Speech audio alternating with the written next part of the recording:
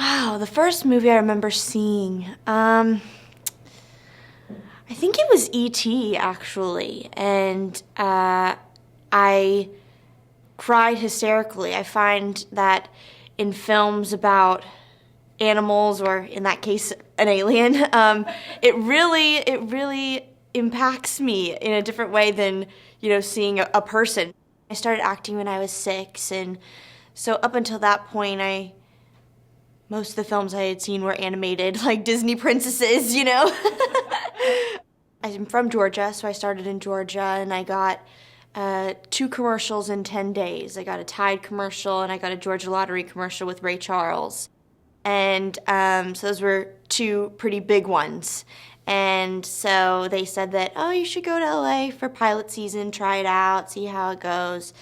So my mom and I packed up our little suitcase, and we slept on my aunt's couch and went on auditions. And I think that I just thought I would do commercials or maybe a TV show or a movie. And so I did. I did a lot of TV and some commercials. And then my first film was I Am Sam.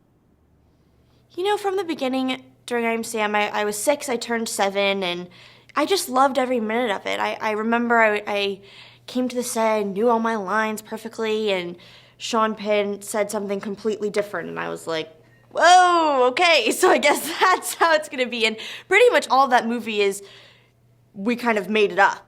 You can work forever when you graduate from high school, so I'm almost there. But yeah, I was homeschooled from 2nd grade to 8th grade, and I had the same teacher, and I did my school on the set or at her house when I wasn't working, and now I go to a real high school, normal high school.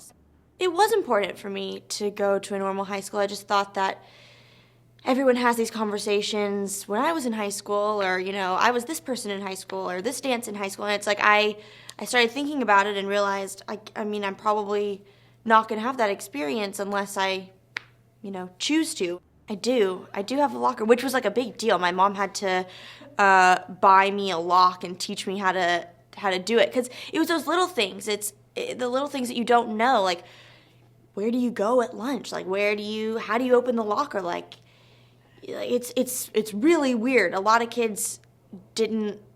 I've now talked about it, and they're so weirded out by, you wanted a locker? Like, what are you talking about? But I did. I wanted those little things. I wanted like a yearbook. Oh yeah, I got a yearbook photo. I got, a lot of signatures in my yearbook. Have a good summer, all that. I didn't know a lot about the Runaways when I first got the script, which I think a lot of people in my generation don't really know a lot about the Runaways. Well, I read the script, and then I watched some videos of the Live in Japan concerts and Cherie and the Corset and singing Cherry Bomb, and that's when I realized that I definitely wanted to get to be her for a little bit. I think the costumes might have been the best part. The costumes were kind of like another character in the film, and there's so many iconic costumes that they each wore on stage all the time. Her white corset and her silver jumpsuit, and I had like 7-inch silver platform boots, and I got to keep a lot of my wardrobe, so I have a lot of it at home, and some of it's a little too crazy to wear. You might be looked at a little funny, but some of it's really great. I think at this point, everyone at my school just knows me as Dakota the student, and I think they tell me this a lot, that they forget that, that I'm actually in movies. They're like, oh, I saw like a poster of you. I was like, yeah, I'm on that poster. You know what I mean? It's funny.